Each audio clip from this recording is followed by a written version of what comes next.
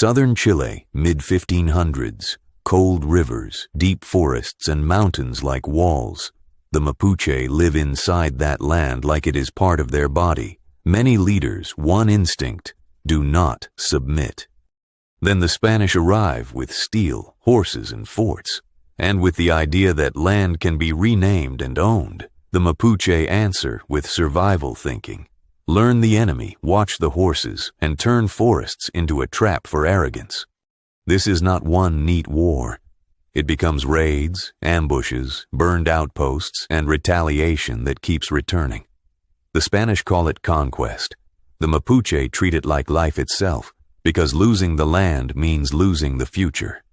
In that storm, one name rises: Galvarino, not a king and not a saint. He is simply a warrior who refuses the idea that fear is destiny, and his refusal becomes contagious. The Spanish depend on terror because terror is fast, punishments that travel farther than bullets. They burn, execute, and threaten, trying to make one example loud enough to break a whole people. But cruelty can harden a nation instead of shrinking it. When mercy disappears, illusions disappear too, and what remains is determination. Then comes the moment that turns history into legend. 1557, after a battle remembered as Lagunillas, Galvarino is captured. Captivity is not only chains, it is theater, designed to teach fear.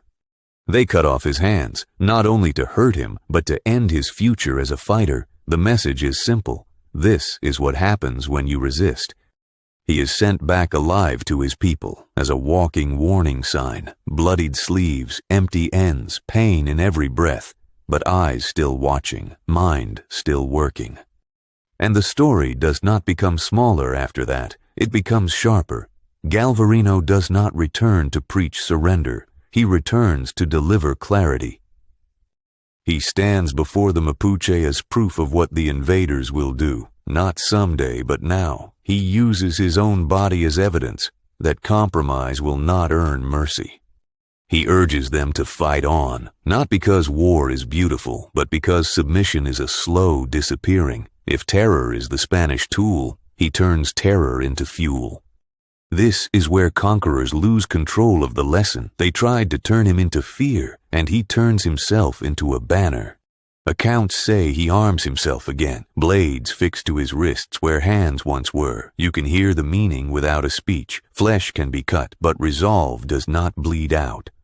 Picture him moving toward battle again, every step costly, every strike a declaration. For his people he becomes proof of endurance. For the Spanish, he becomes a living contradiction. Because intimidation often fails to understand one thing: brutality can teach resistance how serious it must become. The harder you squeeze, the more some people sharpen. The fighting continues like wars of conquest always do. Not one final duel, but a chain of clashes and exhaustion. Eventually, Galvarino is captured again, and the records differ, as they do when enemies write history. But the ending repeats with cold certainty. He is executed because the Spanish want the last word. They want silence to be the final stamp on his name. Yet silence does not hold the way they expect. His real impact is not in how he dies, it is in what he becomes while living. They tried to make him a warning, and he became a rallying point. In wars of conquest, stories are weapons too, and his story refused to obey. So when you tell Galvarino's story, do not tell it only as shock and horror. Tell it as a lesson about will. A man stripped of what should have ended his fight, who refused to play the role of the defeated. He returned not to beg, but to insist. And if you want to see more videos like these, hit the subscribe button down below and tell me what story you want next in the comments.